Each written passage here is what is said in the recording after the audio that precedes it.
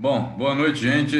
Aqui quem fala é o PH e eu trabalho aqui na agricultura do Reagro. Hoje estamos com mais um webinar com o Leonardo Sologuren, que é o cofundador e diretor comercial na Zeus Agrotech e é o atual presidente do SESB. Leonardo, boa noite, tudo bem? Tá escutando bem? Boa noite, PH. Tô escutando muito bem. Bem, boa noite Então a todos tá. aí que estão participando aí desse momento aí, para que a gente possa debater um pouco o que vem acontecendo no nosso mercado diante da situação atual. Joia, que ótimo. Gente, só fazer uma breve introdução aqui para quem não segue, não assistiu outros webinars nossos. O webinar ele é uma iniciativa do Reagro e do 3R Lab para educação continuada. E hoje, devido à situação que o mundo se encontra, né, nós nos juntamos com a Zeus Agrotech e o Leonardo vai falar um pouco, nós vamos debater isso sobre o mercado de grãos e os efeitos do coronavírus. Acho que acredito que vai ser uma palestra, um bate-papo de muito conteúdo enriquecedor, muito conteúdo interessante. E nós vamos fazer um bate-papo. Vocês podem mandar suas perguntas. Aí abaixo na tela de vocês tem um ícone que tem a sigla Q e A. Então, as perguntas sobre a palestra, vocês podem ficar à vontade para poder enviar nela que nós vamos respondê-los. O Leonardo vai tirar aí todas as dúvidas que vocês tiverem. Leonardo, eu vou parar de compartilhar minha tela aqui agora, e aí você fica à vontade para poder mostrar, apresentar a sua. Desde já eu agradeço, né, em nome do Reagro, a sua disponibilidade aí para conversar com a gente hoje, conversar com o pessoal, e tenha uma ótima palestra. Todos nós, PH. Obrigado.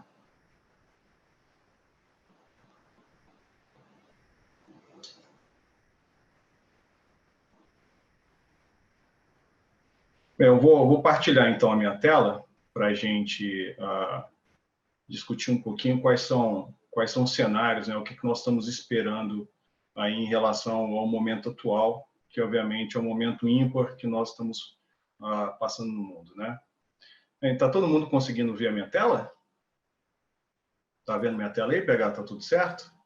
Positivo, Leonardo, tá dando para ver direitinho. Certo.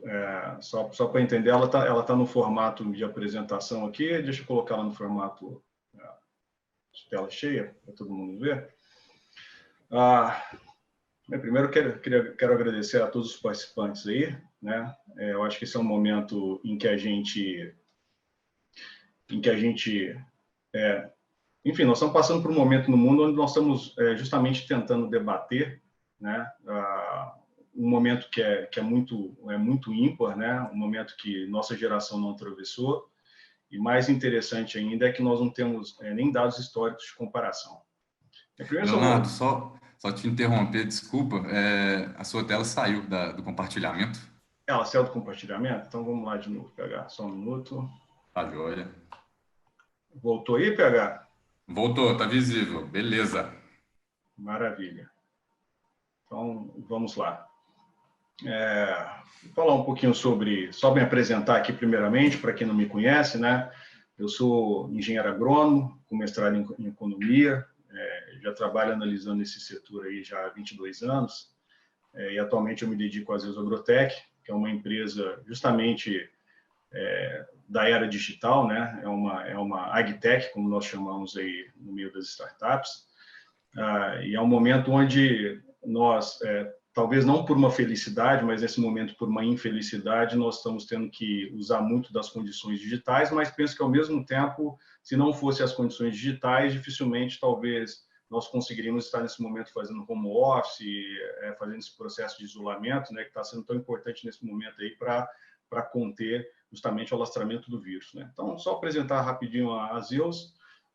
A Zeus é uma empresa que acredita bastante aí no potencial da agricultura brasileira, né? E, na verdade, mais uma vez, à medida que nós fomos aqui discutindo justamente o que nós estamos enxergando, nós vamos chegar novamente à conclusão que parte da economia brasileira, ou parte da resolução dela, uma parte importante da resolução dela vai estar justamente nesse setor, né? É um setor onde os produtores vêm conseguindo cada vez mais ganhar produtividade, justamente pelo uso de tecnologia. A prova disso é o que nós estamos vendo hoje no Comitê Estratégico Soja Brasil, né, que eu sou um dos cofundadores e atualmente tenho o prazer de ser presidente do SESB. E nós estamos justamente acompanhando ao longo aí dos últimos 11 anos o tanto que os produtores estão conseguindo crescer em produtividade. A Zeus justamente nasceu para ajudar esses produtores a entender o fator água, né? Esse é um fator ainda pouco entendido por nós, né? Tanto as questões climáticas, né, que afetam a nossa produtividade, quanto o regime de água que no final está ali no nosso solo e que a gente precisa entender todos esses fatores para saber em quais momentos nós vamos conseguir produzir mais ou menos, justamente porque nós temos hoje 80% da variabilidade da produção da agrícola, ela se deve à variabilidade das condições meteorológicas, né? Bem, então, só para me apresentar rapidamente, né, e eu acho que agora a gente pode ir debatendo o tema, tem sido, acho que, um momento muito interessante para todos nós, para a gente poder justamente analisar o quanto que o agro vai ser impactado, né, ou, ao mesmo tempo, ele pode ser fortalecido diante desse processo. Eu acho que nós eu tenho visto diversos webinars, né? Mas e aí justamente fazendo uma série de análises e tentando justamente entender, principalmente o impacto que isso ocasionaria a nós. Eu acho que nós temos que dividir a análise no curto, no médio e longo prazo. Quando nós olhamos hoje o curto prazo, né, para a gente fica muito claro que nós estamos num momento muito bom, né? O Brasil está colhendo uma safra recorde, algo que pode ser entre 240 e 250 milhões de toneladas. O câmbio subiu e nós temos uma série de produtores que já se anteciparam em relação à compra dos insumos agrícolas, que seria uma preocupação quando a gente fala em aumento de câmbio, né? Nós estamos vendo aí preço de soja que bateu R$100 no Porto, nós estamos vendo o preço do milho acima de R$50, o preço do feijão R$300 a saca, os produtores que plantaram algodão e fizeram na verdade, um travamento de preço anterior, vai colher isso com uma ótima rentabilidade. Então, no curto prazo, e se não houvesse, obviamente, o problema do coronavírus, né, nós estaríamos numa condição, novamente, bastante confortável, né? O que vem acontecendo, obviamente, que a gente tem que fazer sempre um paralelo, onde a gente olha câmbio e a gente olha Chicago, né? O que aconteceu ao longo desse contexto, né, é que, obviamente, com essa... A gente já vinha, na verdade, num processo, né, onde os preços em Chicago eles já não estavam tão atraentes, né, principalmente pela guerra comercial entre os Estados Unidos e a China, só que o Brasil veio passando por um processo de desvalorização cambial. E esse processo de desvalorização cambial, desde o ano passado, ele vem compensando, obviamente, os preços em reais. E agora o que acabou acontecendo é que, em virtude, obviamente, de uma paralisação do mercado global em si, né, e, obviamente, uma queda dos mercados acionários, né, e, obviamente, quando a gente fala em dólar, também é uma relação de oferta e demanda, nós temos menos dólares circulando no mundo, uma vez que você paralisou boa parte das transações internacionais, né, cuja moeda padrão é o dólar. Obviamente, os Estados Unidos perdeu competitividade nisso, né, em termos de exportação.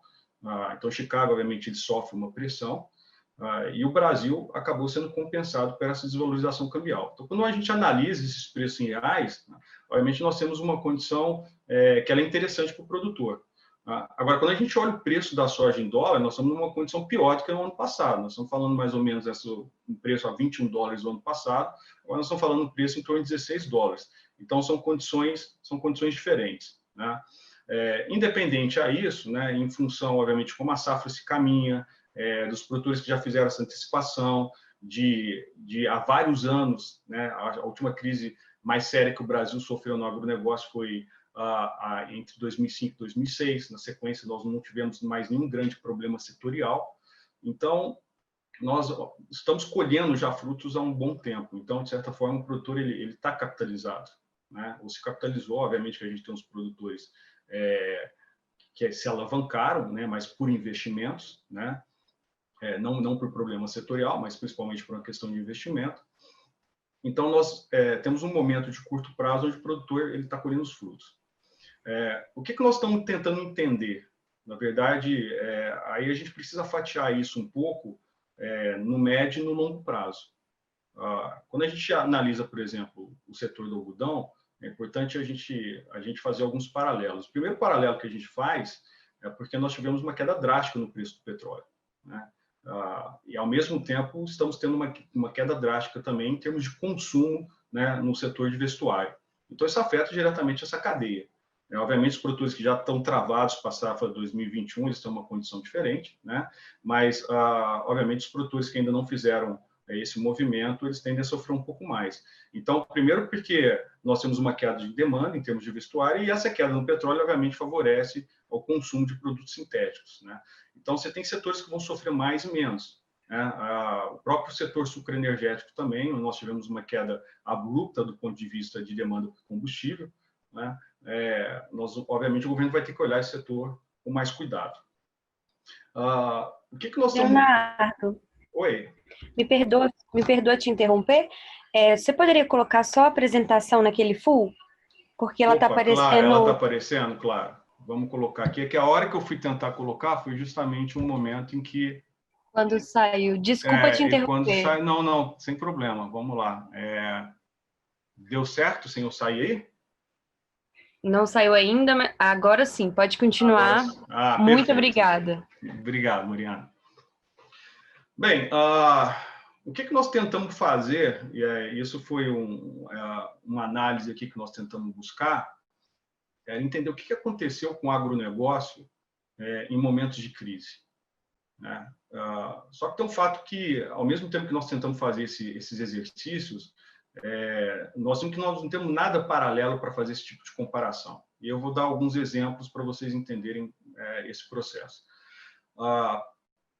Primeiro que o mundo está vivendo uma condição que talvez algo tenha sido parecido foi na gripe espanhola, né, que foi entre 1918 e 1920, né, onde estima-se que morreram cerca de 50 milhões de pessoas. E em nenhum momento depois nessa história nós tivemos algo tão drástico nesse sentido. Talvez algum momento ali entre 1939 e 1945 teria sido um momento pós-guerra. Só que os dados que nós passamos a ter do ponto de vista histórico, do ponto de vista de oferta, de demanda, do ponto de vista de preço, eles começam a ser datados da década de 60. Então, da década de 60 para cá, o que nós conseguimos fazer algum paralelo são principalmente com crises econômicas. E aí tem uma grande diferença quando você analisa crise econômica com uma crise que ela é biológica, ou seja, uma crise que ela é fitossanitária e que ela tem efeitos diretos, obviamente, na economia. E aí, no próximo slide, a gente vai conseguir entender isso um pouco melhor. Um momento de crise muito forte que o mundo sofreu, que foi que foi o crash da Bolsa de 1929, lá nos Estados Unidos, e que ocasionou uma profunda recessão, mas foi uma recessão que pegou muito os Estados Unidos, pegou uma parte importante da Europa, mas, por exemplo, não pegou naquele momento a Argentina, não pegou naquele momento o Brasil, que era um mercado fechado, e nem a União Soviética, que era um mercado comunista. Mas só para vocês entenderem um pouco essas dimensões, para a gente fazer esse paralelo, o PIB mundial caiu no crash de 1929, ele caiu em torno de 15%, entre 29 e 32. Depois disso, talvez uma das piores crises que nós tivemos foi a crise do mercado imobiliário nos Estados Unidos, né, a chamada crise subprime, entre 2008 e 2009, que o PIB mundial caiu cerca de 1%. Né? E foi uma crise que a Europa, nesse momento, ela estava ainda saindo desse processo de crise, é uma crise que vem se estendendo há um bom tempo, quando, então, ela é justamente afetada pelo coronavírus e a gente passa a ter um impacto muito grande ali em países, principalmente como a Espanha e a Itália, que já supera aí 10 mil mortes de pessoas infectadas por coronavírus e já passa a ter uma paralisação ali total da economia, né? Outro paralelo que é importante fazer é que no racional que nós fizemos, analisando diversos momentos de crise, a primeira crise do petróleo lá em 73, a segunda crise do petróleo em 79, o momento de não crescimento na América Latina na década de 80, a crise do México, a crise dos tigres asiáticos, o atentado das Torres Gêmeas, né, a própria crise do subprime, quando nós temos crises econômicas, não necessariamente elas acontecem, vamos dizer, numa ordem súbita ao mesmo tempo.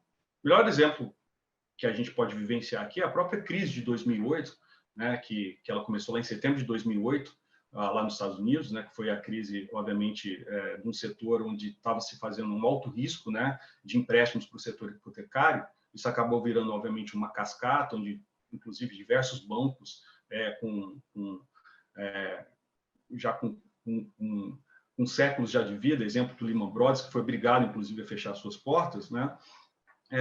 Ele teve um forte impacto, né, nos Estados Unidos, mas no Brasil, por exemplo, vocês devem lembrar que 2009 foi praticamente um ano perdido, mas o próprio governo ele teve ferramentas, obviamente, monetárias, né, para tentar fazer com que o Brasil passasse por essa crise de uma forma mais amena. Tanto é que uma das formas que nós fizemos isso foi tentar criar linhas de incentivo para o consumo, né? Então, nós tivemos afrouxamento da taxa de juros, nós tivemos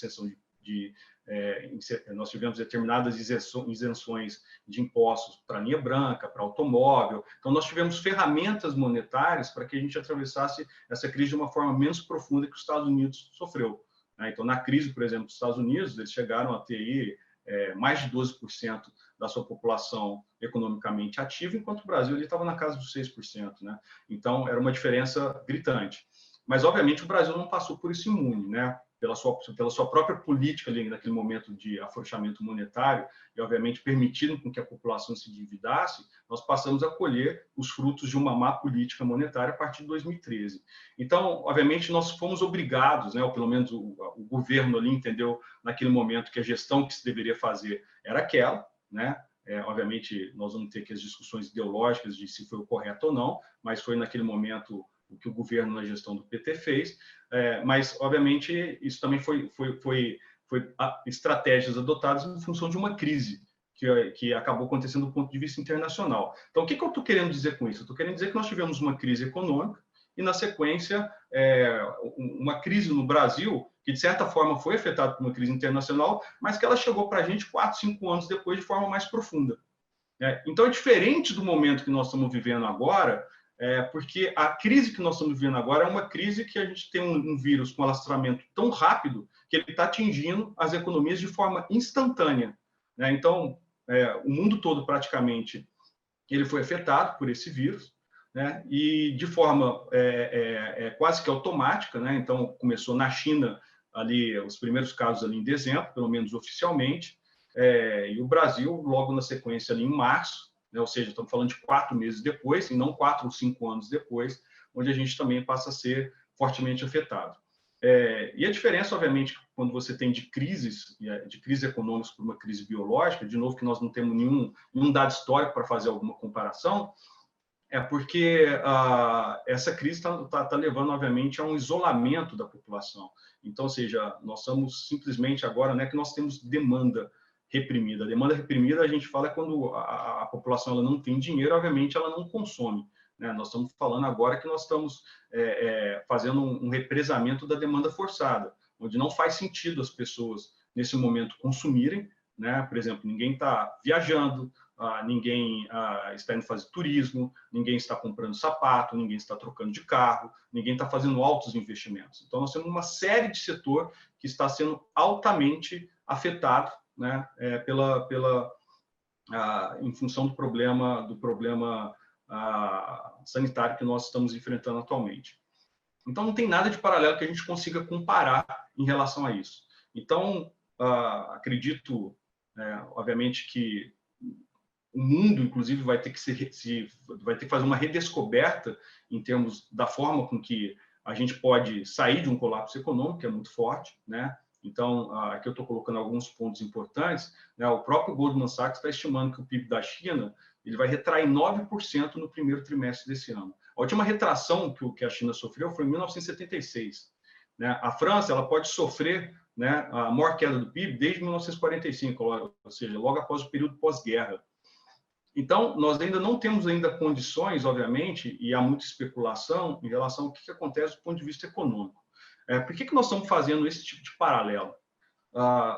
Porque, obviamente, como a gente não consegue ainda quantificar o tamanho dos efeitos econômicos que isso vai ter, e por isso que tem uma grande discussão global, se você faz uma cura, obviamente, desse vírus, ou pelo menos a cura talvez seja algo muito forte para se falar no curto prazo, né? Mas talvez um controle, se você faz um controle vertical, se é um controle por por supressão, né, onde você isola, obviamente, todo mundo de forma horizontal, o fato é que ninguém consegue ainda medir, primeiro, em quanto tempo, né, esse processo vai durar, né, e, ao mesmo tempo, quais são justamente os reflexos econômicos dessa situação.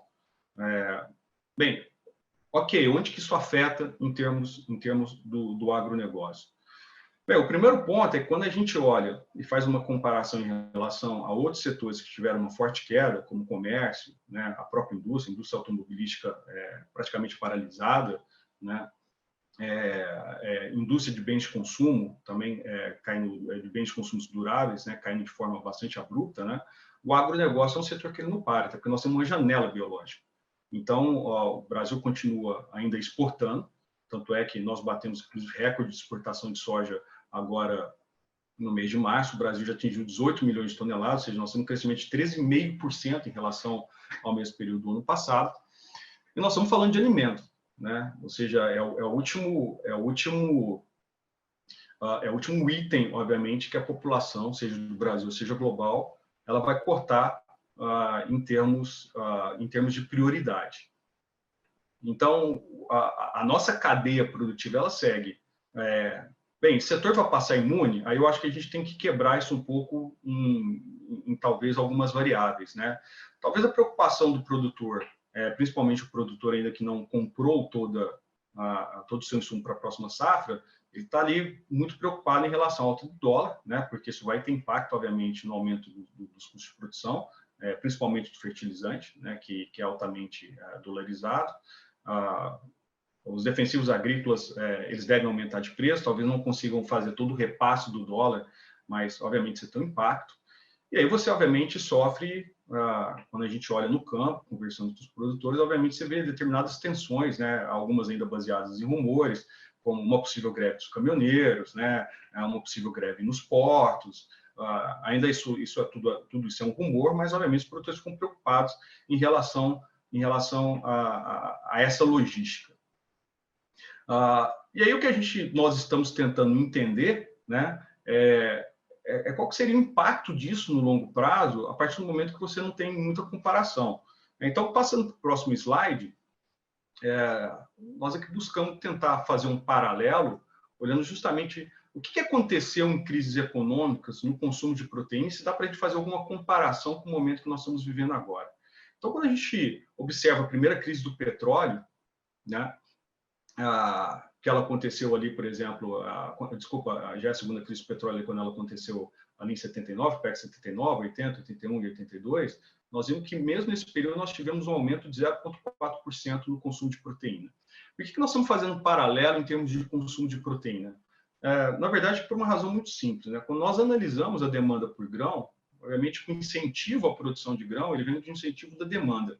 E essa demanda, ela vem através de uma conversão da produção de carne. Então, quanto mais cresce a economia e mais cresce a população, maior, obviamente, é o consumo de proteína.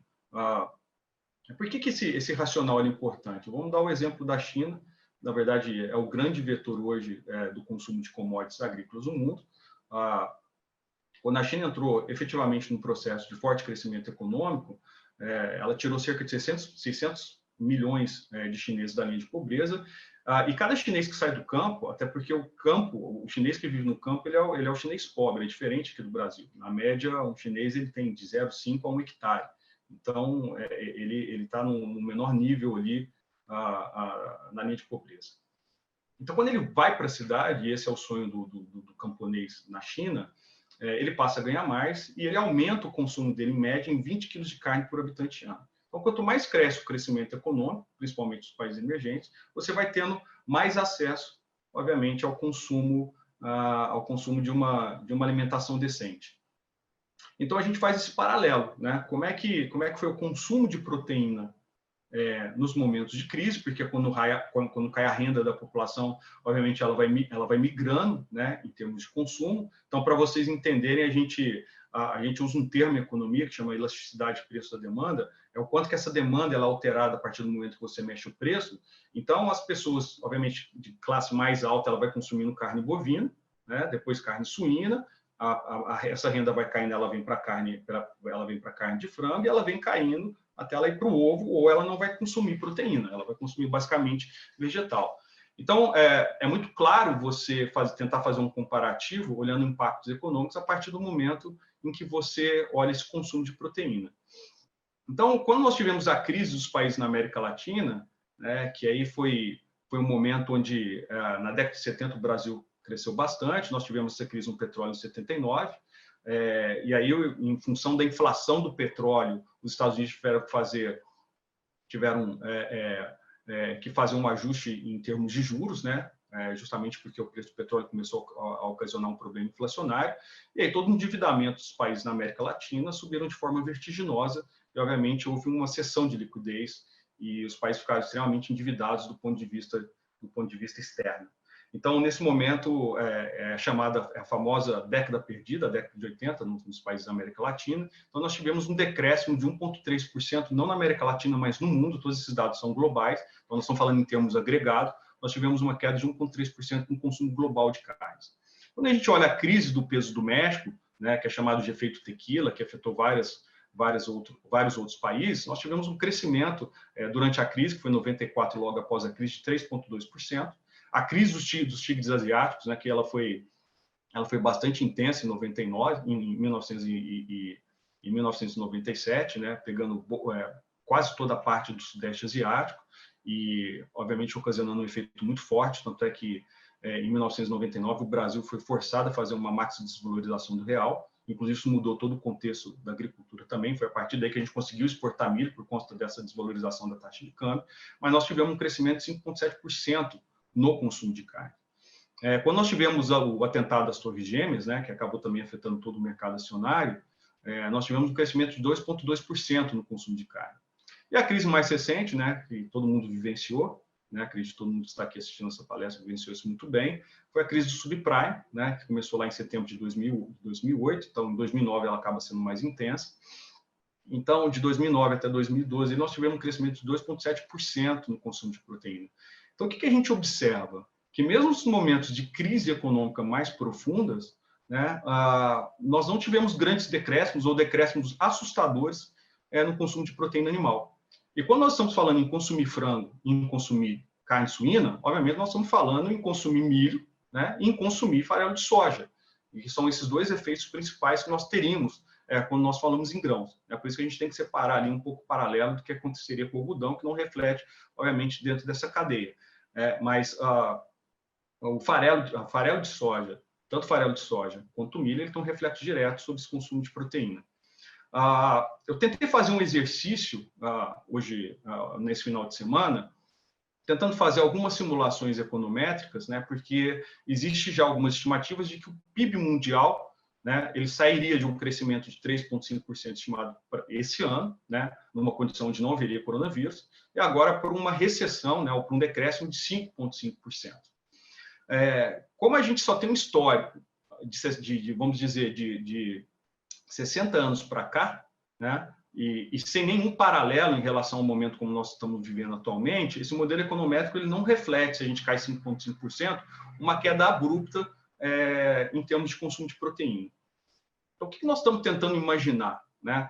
O Goldman Sachs, por exemplo, está projetando que a China vai crescer 3% ao longo desse ano. Como é um país de alta reserva, hoje é o país que, inclusive, tem a maior reserva internacional do mundo, em função da política, obviamente, que a China vem adotando, possivelmente a China, que hoje já tem uma alta segurança alimentar, nós acreditamos que possivelmente ela vai manter, né, pelo menos esse consumo, do ponto de vista alimentar ativo. Mas a China ela não vai passar, obviamente, amena na situação atual, e é isso que é um ponto preocupante para nós, que dependemos bastante hoje da China. 80% do que nós exportamos de soja hoje ele vai para a China. E a China, por que a China seria afetada na crise atual? E aí isso eu acho que até desmascara um pouco toda essa conspiração que existe. Eu particularmente não acredito tanto nisso, de que a China implantou, obviamente, um vírus e justamente para que houvesse uma queda nos preços do petróleo e das ações, etc., para que ela se ganhasse dentro desse processo. Primeiro, que já foi comprovado cientificamente que esse não é um vírus criado em laboratório, e segundo, porque a China está sofrendo economicamente com isso de forma profunda também. Só para vocês terem uma ideia, o PIB da China ele tem dois pilares de crescimento. Um pilar de crescimento é baseado no investimento em investimentos bancados pelo governo, né? Então a China criou cidades do zero, ela fez um investimento em infraestrutura altíssimo nos últimos anos. Foi tudo isso que até antes da crise do subprime a China vinha crescendo a taxa de 2 dígitos. Logo depois disso a situação ela ficou um pouco mais complexa, mas ela veio crescendo aí na taxa, teve uma desaceleração econômica, mas nos últimos anos crescendo numa taxa entre 6% e 7%, 6,5% e 7% na realidade.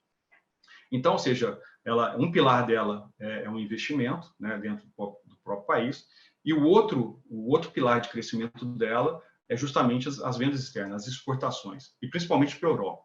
Então, a China passa por um momento agora economicamente frágil também, onde toda a sua capacidade de exportação ela passa a ser comprometida porque você não tem país hoje consumindo, né? Hoje, os Estados Unidos têm mais de 300 milhões de habitantes, 250 milhões de pessoas estão simplesmente isoladas, elas estão em quarentena. Os Estados Unidos bateu todo o recorde de pedido de auxílio-desemprego desde que existe dado, que é a partir de 1960. Nós estamos falando em mais de 9 milhões de habitantes norte-americanos que já pediram auxílio-desemprego. O chinês ele não é um consumidor, então esse é um grande problema que a China vem enfrentando desde a crise do subprime. O governo chinês vem tentando fazer com que o próprio chinês passe a ser um consumidor mais forte, né? Porque nós estamos falando de um país de 1,4 bilhão de habitantes, mas o chinês, por natureza, ele é poupador, até pelo fato de lá não existir uma previdência, né, pública, como existe aqui no Brasil, e é por isso que o chinês prefere ter um filho homem, né, do que ter uma mulher, justamente porque garanta, né, porque seu filho garanta a sua sobrevivência na velhice. Então, o chinês, por natureza, ele é um poupador.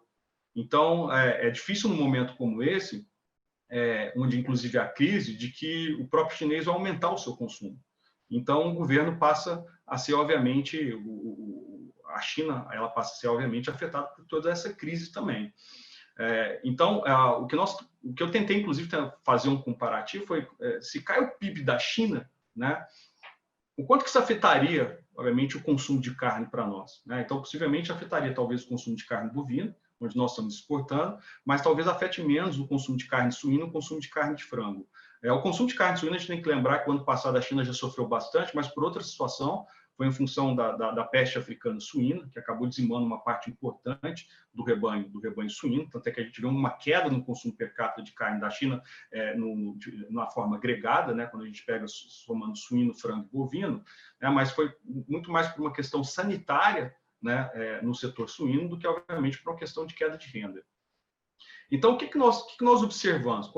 Essas crises econômicas, você pode ter fatores isolados, né? Você pode ter no momento, por exemplo, quando nós tivemos a queda no subprime, a crise do subprime nos Estados Unidos, obviamente nós tivemos impactos isolados lá. Mas como esses impactos eles ocorrem no mundo de formas diferentes, não exatamente na mesma magnitude, o agregado ele acaba se compensando, né? Então, foi o que aconteceu. Foi por isso que quando a gente olha a forma como que aconteceu a crise do subprime, naquele momento ela afetou muito mais os países desenvolvidos e menos os países emergentes.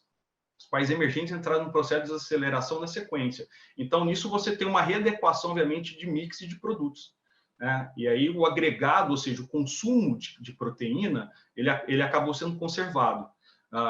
E, obviamente, o Brasil ele exporta para o mundo inteiro, né? Nós podemos exportar milho para qualquer lugar, nós podemos exportar soja para qualquer lugar, né? O que, obviamente, nos deixa intrigado nesse momento que nós estamos atravessando é porque agora a gente passa a ter uma crise que ela é instantânea, ela está afetando o mundo de forma geral, instantaneamente, né? O Brasil está parado, né? Os Estados Unidos está parado, a Europa está parada, a China agora volta, e na verdade esse pode ser um fato animador para a gente, é que a China agora, com o controle que ela passou a ter da doença, nós já estamos vendo lá, inclusive, o Wuhan, que foi o foco principal do surto, né, já voltando às suas atividades. Então, isso dá um certo alívio para nós. Mas nós temos que lembrar que nós ainda não sabemos como é que esse vírus vai ser controlado em outros países, né? Inclusive na América Latina. A própria Argentina já estava querendo sair, obviamente, do isolamento a partir dessa primeira semana, né? Existe uma pressão do Bolsonaro de sair, obviamente, do isolamento, e obviamente que existe toda aquela discussão, né, entre o colapso econômico e a forma que você faz, obviamente, o controle dessa crise, e uma coisa ela não está dissociada da outra, né? Então, você tem uma linha de economistas que acredita que é melhor fazer o isolamento agora, né, e entender os impactos econômicos, do que deixar isso se alastrar, né, do que essa doença se alastrar, e, na sequência, ter impactos econômicos, justamente porque você tem parte da população que potencialmente ativa, que também estaria enfrentando um problema sanitário. Então, são linhas, eu acho, que estão em discussão. Eu acho que ninguém conseguiu ainda chegar, obviamente, num aspecto, numa conclusão ainda em relação a esse processo, justamente porque é muito novo para todo mundo, né? Inclusive novo do ponto de vista de se tentar consertar isso economicamente, né? Ou seja, os governos estão colocando na economia trilhões de dólares, e possivelmente nós vamos ter que ter uma conversa muito profunda em relação a isso, né? O G20 já está tentando entender isso, e talvez um aprendizado para nós, ele vem justamente da crise do crash de 29, né? O crash de 29, ele só foi resolvido, né, depois que o presidente Roosevelt ele implementou o New Deal, né, onde o governo justamente ele passou, obviamente, a chamar o problema para ele, e a partir de gastos públicos fez investimentos, fazendo com que a economia começasse a voltar ao normal. Então, nesse momento é o que possivelmente nós vamos ter que tentar fazer, né? Ou seja, os governos vão ter que tentar gerar investimentos. No momento não é um momento para a gente ter preocupação agora com déficit público, com investimento, porque nós temos uma parte importante da população parada, e nós vamos ter que, obviamente, gerar renda para que essa população continue, obviamente, consumindo. E dentro desse contexto, o primeiro, obviamente, item que vem é o resguardo da alimentação. Então, é por isso que dentro de todo esse contexto, que a agricultura ela passa, vamos dizer, de uma forma geral, ela sofre menos dentro de um contexto, seja doméstico ou seja global, justamente porque nós estamos falando de produtos de prioridade primária, né? Então, diferentemente de um setor automobilístico que deve ter perdas absurdas aí, enquanto essa crise perdurar. Então, são duas questões que talvez são as questões que mais nos afligem, quanto tempo esse processo vai demorar, e quanto que, de fato, nós vamos ter de colapso econômico, que todo mundo sabe que vai ser algo bastante profundo, talvez uma das maiores recessões já sofridas, mas que, ao mesmo tempo, o governo também vem trabalhando, os governos, de forma geral, vem trabalhando de forma inédita, né? O próprio governo, por exemplo, da Espanha, né, que é um país também bastante endividado, disse que não tem a preocupação agora em déficit público, né, porque a prioridade dele agora obviamente, resguardar a sua população e dar o mínimo de condições para que as pessoas atravessem esse período. Então, quando a gente faz essa comparação entre os nossos produtos, né, um produto do agronegócio, principalmente quando a gente fala de fonte alimentícia direta, é por isso que o setor sucroenergético ele sofre de uma forma diferente da nossa, né, porque nós estamos falando, obviamente, em consumo de combustível, né, mas o consumo de proteína, possivelmente, se a gente tiver um impacto, pelo menos dentro da nossa análise, o que nós estamos tentando ver, sempre lembrando que a gente não tem nenhum paralelo, né, nada parecido para a gente fazer uma análise econométrica mais sustentável, as crises econômicas não teve um impacto tão grande no agregado do consumo global. E o que nós estamos acreditando agora, que mesmo diante de um mercado complicado, e efetivamente o mundo vai sofrer com isso, né, e principalmente se a gente tiver um decréscimo de 5,5%, nós acreditamos que pelo menos os governos injetarão um volume de dinheiro muito forte dentro da economia, para que pelo menos as cestas básicas, né, de que a alimentação primária aí, ela seja preservada. Então, isso dá espaço, obviamente, para o Brasil ganha nisso, seja por ser um celeiro do ponto de vista de produção, seja porque nós somos altamente produtivos, seja porque o Brasil tem condições de aumentar a sua produção, tanto vertical quanto horizontal, e seja pelo fato de que a desvalorização, né, da nossa taxa de câmbio torna o Brasil extremamente competitivo, né? Obviamente que nós temos aí preocupações em relação à logística, nós temos preocupações em relação ao custo dos insumos, mas o agronegócio, mais uma vez, é uma saída para a gente enfrentar a crise, até que nós acreditamos que esse é um dos setores que deve ser priorizado, porque é um setor que ele pode crescer. E aí a gente faz até um paralelo com a Europa, por exemplo, né? A Europa hoje ela tem um problema de sucessão no campo gigantesco, né? A maior parte das pessoas que estão no campo hoje, na Europa, são idosos, ou seja, são as pessoas com maior grupo de risco ao coronavírus. E os jovens lá, eles não querem ir para o campo. Então, a própria Itália vai precisar, obviamente, num cenário onde você está isolado, ela vai ter baque em termos de produção, né? E o Brasil não, nós temos jovens no campo hoje, né? O Brasil passa por esse processo de sucessão hoje de forma muito eficiente, né? Então, ou seja, até nesse aspecto, o Brasil tem condições, obviamente, do agronegócio sair bastante fortalecido e com uma parcela bem significativa em termos globais. Tá? Agora, eu fico aberto aí às perguntas, né? Aí das pessoas que, enfim, que queiram entender um pouco mais, né? Ou alguma pergunta específica em relação ao que nós discutimos aqui.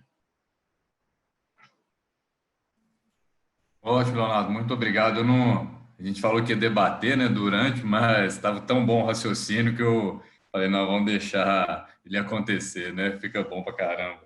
Muito, muito produtivo. Eu vou sair aqui do Sherry aqui, acho que já estou fora do Sherry já, né, PH? E ainda está aparecendo aqui para a gente, Leonardo, aí em cima, isso, Stop Sharing. Pessoal, eu vou fazer só uma pausa rapidamente aqui, enquanto o Leonardo bebe uma água, só para... Mariana, você pode colocar os slides, por favor? Claro.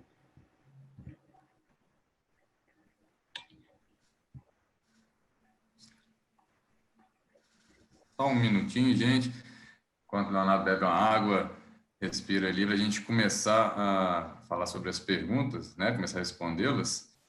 O Mário, pode começar na pós-grãos, fazer um favor? Gente, nós vamos deixar aqui para vocês verem, para quem quiser conhecer mais sobre o Reagro Ensino, sobre o 3R Lab, que é o Laboratório de Análises Agropecuárias, nós vamos deixar 3 slides sobre os cursos e o 3R para vocês verem. Nós estamos aí com um grupo do Telegram, que vai ter algumas condições especiais para quem está assistindo aqui agora. Tem a Bruna, nossa agente de negócio, que está à disposição para poder tirar qualquer dúvida de vocês. E só dando um recado, o pessoal pergunta sobre os certificados e tudo, a gente envia eles dentro de uma semana, mais ou menos, e daqui a 20, 30 dias, essa palestra do Leonardo vai estar disponível, né, no nosso blog para todo mundo poder assistir. E só um último, antes da gente começar, um último aviso, a condição que vai estar aí para vocês do 3R Lab é só no momento do webinar, e vai ter o telefone do Gustavo para quem tiver interesse, tá ok? Acho que podemos começar, né, Leonardo? Tem bastante pergunta, tem mais de 40 aqui, acho que vai render uma conversa bem boa. Vamos lá? Vamos lá? Deixa eu... Aqui. Tem uma pergunta da Maria Vitória, que é a seguinte: qual o impacto no mercado da soja, com a China declarando hoje que reduzirá a exportação do Brasil e aumentará as exportações dos Estados Unidos? É importante, uma ótima pergunta aí, Maria Vitória. Obrigado até por esse questionamento. De fato, nós fomos surpreendidos hoje também com esse tipo de notícia, né? De que o fato de o Brasil não se preparar, pelo menos é o que está sendo essa justificativa, que está sendo essa reportagem. Eu acho que a gente precisa buscar mais elementos para entender um pouco isso daí, né, de que o Brasil não estaria se preparando para conter o vírus, que a gente entraria no momento agora, além de ter o coronavírus, né, o Brasil entraria no momento aí de problemas de dengue, de problemas de gripe, né, então que a gente enfrentaria problemas sanitários que daria, obviamente, preferência para a China, para a China dar uma preferência à soja norte-americana em função da soja brasileira, mas isso nos parece também muito mais uma retaliação agora diplomática, né, em função do que o Eduardo Bolsonaro acabou dizendo publicamente no seu tweet ao embaixador da China, né? Então isso nos parece muito mais uma retaliação nesse sentido. O que é importante a gente notar é que a China está numa condição, primeiro que ela também está numa briga comercial com os Estados Unidos, né, por conta do coronavírus que essa briga passou. Os Estados Unidos sozinho não tem condição de abastecer a China, como o Brasil sozinho também não tem condição de abastecer a China. Então, isso nos parece muito mais uma retaliação agora diplomática, né? Muito mais no sentido de que, de certa forma, o próprio governo, o próprio Trump vem chamando o coronavírus de vírus chinês, né? Então, acho que isso, eu efetivamente não acredito que esse processo ele ocorrerá, até porque, do ponto de vista de preço, né, os preços no Brasil estarão muito mais competitivos do que o preço nos portos norte-americanos, né? Mas, obviamente, que a forma com que o governo brasileiro ele acabou tratando essa questão na China, isso, sem dúvida nenhuma, trouxe um certo desconforto, né, para o governo chinês, mas lá atrás o Trump também não deixou de fazer algo parecido ao momento que ele chamou de vírus chinês. Então, nos parece talvez muito mais algo para que ocorra alguma relação diplomática, obviamente que a China está aproveitando talvez agora desse momento para ter alguma condição comercial, né? Mas eu acho que o mesmo jogo que ela está fazendo com o Brasil, ela também fará com os Estados Unidos. Ótimo. Muitas pessoas mandaram perguntas relacionadas a esse assunto. Acho que está todo mundo pensando, né, Leonardo? Todo mundo pensativo, o que pode ser. Sim, sem dúvida, cara. Leonardo, o Nilson Caldas, companheiro de vocês do CESB, pergunta aqui: Léo, você acredita que essa crise pode afetar a nossa exportação de alimentos, soja, milho e carnes? Então, excelente pergunta, Nilson. Então, esse foi o exercício, na verdade, que nós tentamos fazer, né? Infelizmente, o problema é que nós não tivemos nenhum paralelo olhando isso, né? Então, quando a gente pega... Então, ficou claro naquele exercício, por isso que aquela tabela ela foi mostrada, que desde quando nós temos dados, nenhuma crise econômica efetivamente afetou o consumo global de carnes, né? Com exceção ali na década de 80, que nós efetivamente tivemos uma queda, né? Mas nós não tivemos nada paralelo. O que nós estamos nos questionando agora é qual que efetivamente vai ser o tamanho desse colapso global, né? E, obviamente, quando nós fazemos as projeções em termos de alimentos, nós estamos fazendo, obviamente, uma projeção em termos de crescimento econômico, então você tem uma correlação altíssima, né? Quando você olha a população e renda per capita, você tem uma correlação de mais de 90% disso, né? Em relação ao consumo de proteína. Então, o que eu acho que vai acontecer, no caso da China, que é onde é o nosso principal consumidor, eu acho que, pelo fato de ser uma potência econômica hoje, né, a segunda maior potência econômica, pelo fato de a China ter uma preocupação muito grande com segurança alimentar, eu acho que o governo chinês teria condições de criar uma política, né, que pelo menos mantenha essa população bem abastecida do ponto de vista de segurança alimentar. Agora, você tem outros setores ali que você sofre, é o caso do setor hortícola, por exemplo, você tem um sofrimento talvez um pouco maior, né, como já está efetivamente acontecendo, né, porque esse é um mercado que a gente chama de um mercado muito fornecido para o setor de catering, né, que nós estamos falando de hotéis, de restaurantes. Então, como esse setor ele não está sendo abastecido, obviamente o setor hortícola ele acaba sofrendo um pouco mais com isso daí, né.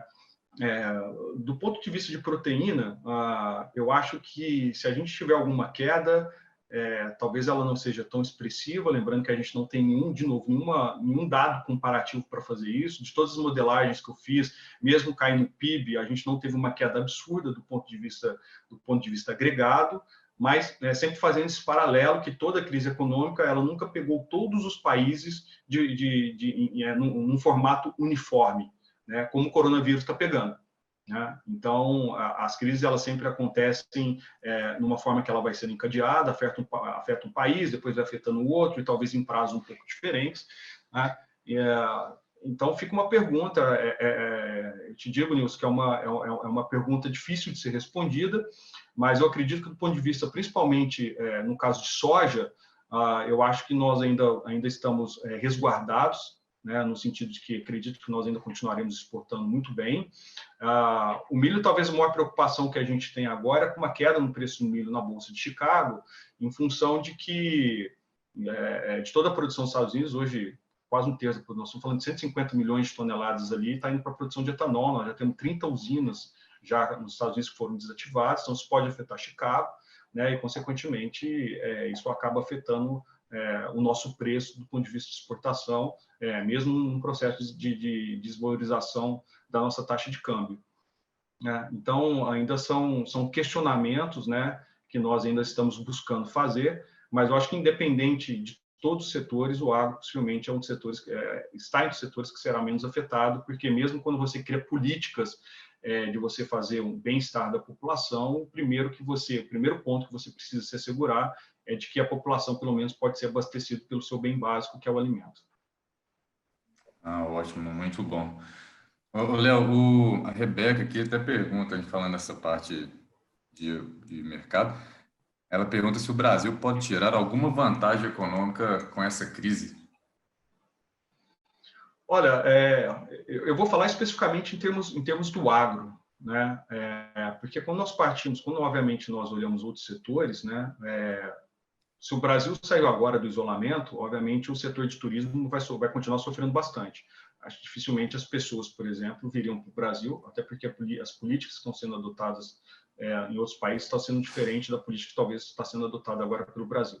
Então, o setor de turismo, por exemplo, sofreria de forma bem gritante, né? Principalmente cidades que são turísticas, aí, exemplo do Rio de Janeiro. Então, você continua sofrendo, obviamente, dentro do setor aéreo, e, obviamente, você acaba tendo uma cadeia que você vai afetando, vai afetando outros setores.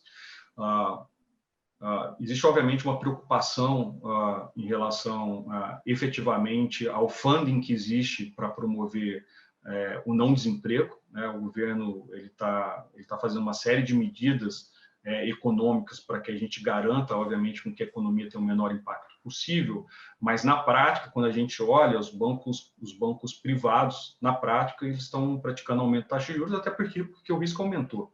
Quando você vai fazer um empréstimo corporativo, um empréstimo em termos de pessoa física, esse risco aumentou de forma significativa, né? O Brasil já trabalha com a hipótese de 20 milhões de desempregados, num cenário onde a gente continua com esse isolamento de uma forma mais estendida. É por isso que tem bastante essa discussão dentro do governo, né? Mas eu acho que, em termos do agronegócio, eu acho que o nosso potencial exportador, mais uma vez, ele se fortalece. De novo, pela desvalorização da taxa de câmbio. A gente tem que ver se é exemplo do passado lá no New Deal, se o próprio governo norte-americano também não vai tentar fazer isso, porque é importante te lembrar que eles também estão um sério problema ali de moeda forte, que para eles, do ponto de vista de exportação, também não é competitivo, né? Mas o Brasil ele tem, na verdade, a vantagem da moeda, ele tem a vantagem de que é um setor que ele não parou, a vantagem de ser um setor que ele está capitalizado, né? Ele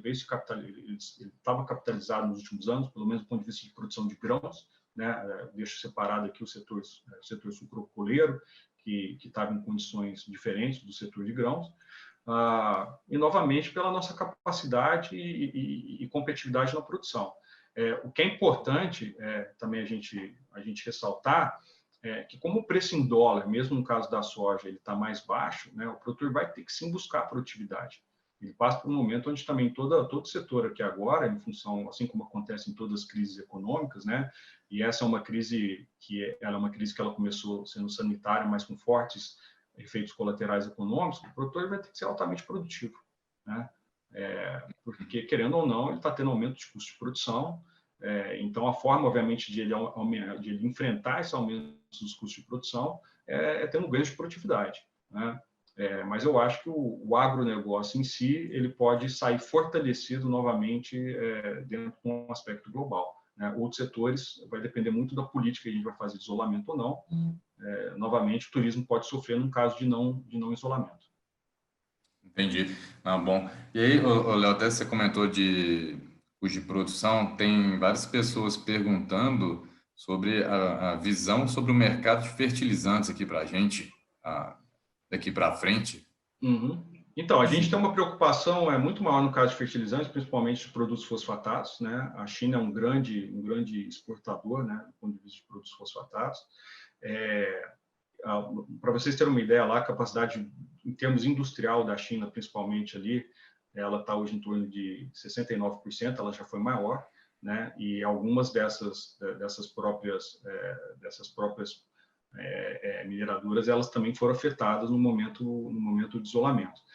Então, a gente tem um aspecto tanto de produção, né, que ela acabou sendo penalizada durante o momento de infecção na China, como a própria desvalorização cambial, né? É importante lembrar que fertilizante ele é dólar na veia, então como hoje em torno de 70% a 75% dos fertilizantes do Brasil é importado, né, nós sim deveremos ter aumento do custo de produção, né? A nossa sorte é que, pelo menos para a safra 2021, pelo menos que nós estamos monitorando no mercado, a gente já tem um número significativo de produtores que já tinha fechado antecipadamente, né? Mas para quem não fechou, vai enfrentar um aumento no custo de produção. Você está me escutando, PH? Um minuto, pessoal, parece que... Você está me escutando, PH? Agora voltei aqui.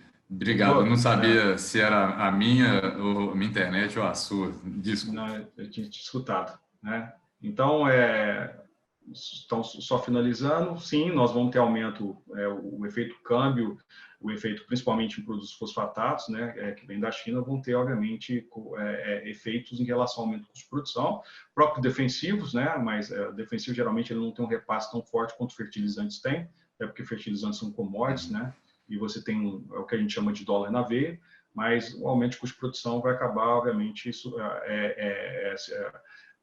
a parte dessa desvalorização cambial vai ter que ser absorvida, né, pelos produtos que são de oferta externa. Certo. E aí tem uma linha também que a gente podia ver. O pessoal está perguntando sobre, assim, dúvidas sobre como mensurar o que fazer com relação aos investimentos nas fazendas, né, nas propriedades, até quando fazer, como atuar. E também tem umas perguntas, Leonardo, falando sobre qual seria uma boa estratégia na fazenda com relação à porcentagem de trava, quanto deixar para poder especular no mercado. Fazer um comentário sobre isso, por favor. Boa pergunta, ótima pergunta, na verdade. Em termos de investimentos, né, o que é importante a gente observar é que as crises elas sempre geram grandes oportunidades, isso em qualquer crise, né?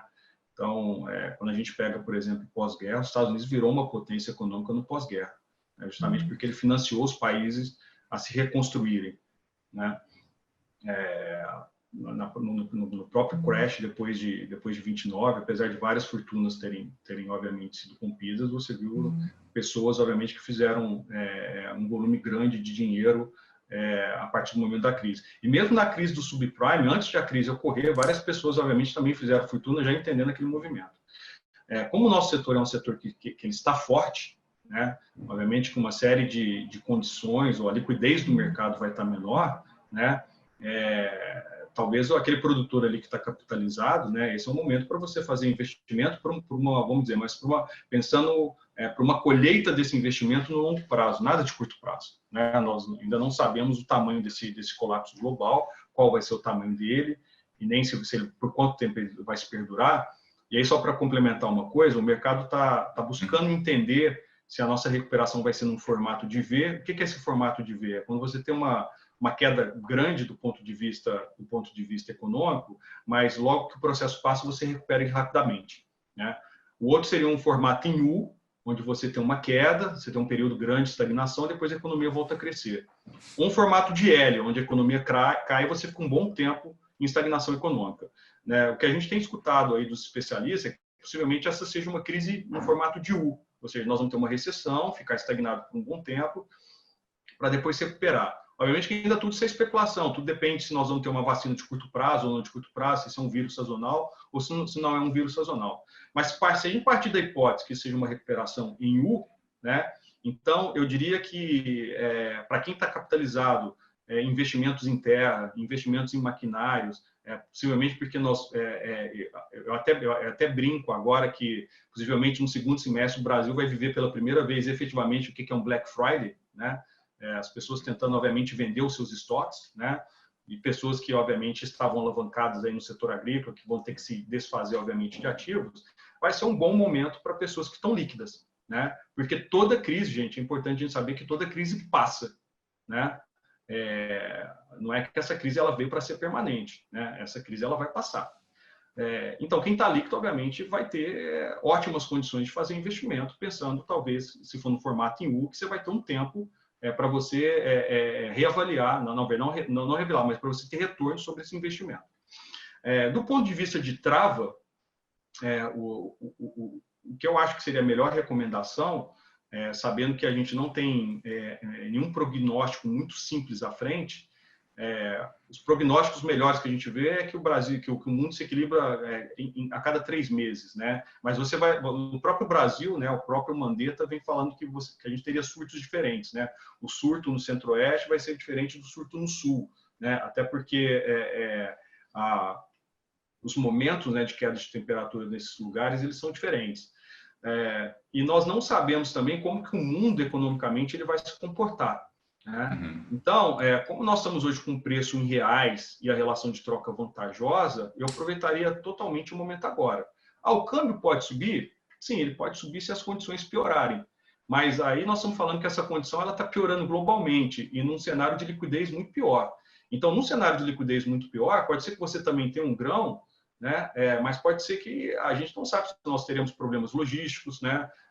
Nós não sabemos se nós teremos determinados fechamentos de fronteira, né? Nós não sabemos, inclusive, se o próprio governo norte-americano vai injetar, vai colocar dólar no mercado como uma forma de gerar uma liquidez global. E, obviamente, essa injeção de dólar no mercado ele ocasionaria uma apreciação da taxa de câmbio, e aí, obviamente, a gente perderia essa relação que a gente tem hoje. Então, acho que talvez, dada o tamanho de incerteza agora e dado o nível de preço que nós temos, eu acho que nós estamos, e principalmente que os preços estão muito acima da média. Eu não correria nenhum risco hoje, e, obviamente, eu acho que esse é o melhor momento para se ter liquidez no bolso, até porque a gente não sabe, crescendo os riscos dos países, crescendo o risco de empréstimo de crédito, o quanto que haverá funding, né, para o setor como um todo, não só o setor do agronegócio, mas para qualquer tipo de setor. Né? Pode ser que as pessoas se retraiam e não queiram colocar dinheiro na economia formal e vão buscar outros tipos de ativo. Então, o momento de busca de liquidez agora deveria ser imediato. Joia. Antes da gente continuar, eu só queria aproveitar que nós estamos com mais de 500 pessoas e eu queria falar em nome do Reagro, Leonardo, que a gente agradece muito a parceria da Zeus com a gente. Não é fácil trazer uma pessoa com um know-how igual o seu para poder levar conhecimento, né, distribuir informação para o pessoal. Então, já fica nossos agradecimentos e que possamos ter outros aí futuramente também. Obrigado. Nós agradecemos. Vamos mais perguntas? Vamos lá? Acho que o pessoal está... Vamos, nós estamos com quase 70 aqui. Vamos lá, estamos tranquilos. Hoje é para debater, é importante lembrar que, só para complementar a sua fala, a Zeus está fazendo esse trabalho porque ela entende também que ela precisa estar do lado do produtor nesse momento, ajudar a tirar as dúvidas, né? A empresa ela foi criada justamente para estar do lado de quem alimenta o mundo, né? Então, é uma obrigação, inclusive social nossa, fazer esse tipo de trabalho aqui, PH. Eu que agradeço a Reagro por essa iniciativa aí. Com certeza, concordo, mas a gente tem que ajudar agora todo mundo. O Breno, o Leonardo, ele pergunta aqui, o Breno Araújo, qual que é seu entendimento sobre o produtor com relação ao posicionamento para o planejamento da safra 2021? Se você acredita que haverá redução de área plantada, se ele vai esperar o mercado rodar até meados de agosto ou se ele já está se preparando para a próxima safra, verão? Então, Breno, o que a gente tem monitorado no mercado é que já tem muito produtor que já se posicionou, né? Para os produtores que não se posicionaram, é o que a gente estava justamente discutindo aí na pergunta anterior, esse é um momento, eu acho que já de fazer posição. Nós não sabemos como é que vai ser o comportamento do dólar, então seria muita irresponsabilidade da minha parte falar, olha, espero que o dólar vai cair, porque a gente não tem nada, obviamente. Aí a gente sempre trabalha com cenários, né? Então vamos trabalhar duas hipóteses, né? O mercado sai hoje do isolamento, tá? Então a gente vai tentar voltar para a economia nossa. Então isso pode ter uma condição benéfica para a gente aqui voltar para a economia agora. Do ponto de vista de que nós temos pessoas efetivamente que precisam trabalhar, mas nós não sabemos como é que o mundo vai enxergar se aumenta o número de infecções no Brasil. né? Como é que seria o comportamento dos investidores internacionais em relação a uma política onde se aumenta a infecção aqui no Brasil. Da mesma coisa, do outro lado, a gente permanecendo em isolamento e o PIB caindo de forma significativa, né, nós temos sim também colapsos econômicos, né, isso tem efeitos diretos também sobre o dólar.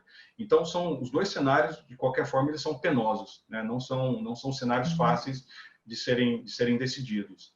Então, dado o nível de incerteza, e lembrando que o mundo vai precisar de alimentos, né, eu acho que mesmo no pior de todos os cenários, o mundo no mínimo vai se mobilizar para dar as condições mínimas de sobrevivência, né, para as pessoas. O produtor tem que continuar na janela biológica dele de plantio, né? Novamente, eu acho que até a produção agrícola da Europa ela pode ser afetada, e aí entra o Brasil, obviamente, para ajudar nesse tipo de abastecimento. Então, eu acho que é um momento aí que o produtor já deveria tomar suas posições para a safra 2021, lembrando que todos os cenários indicam que o segundo semestre a gente volta a ter uma retomada da economia, né? Então, não há motivo para o produtor também se paralisar com isso, né? E achar que isso vai ser uma catástrofe, né? E aí, obviamente, ele não tomar uma posição. Mas, na verdade, eu dividiria os produtores em graus, na verdade, em relação à liquidez. Você pode ter um produtor que está muito alavancado financeiramente, né? Aí sim, esse tipo de produtor ele tem que tomar cuidado a fazer novos investimentos. De novo, primeiro porque a gente pode ter problemas em relação à liquidez do ponto de vista de funding, né? Ou seja, de empréstimos de forma geral para qualquer tipo de cadeia produtiva, né? Então, é uma forma, obviamente, de o produtor o mais rápido possível se planejar para a próxima safra e retendo, obviamente, tentando reduzir sua alavancagem financeira.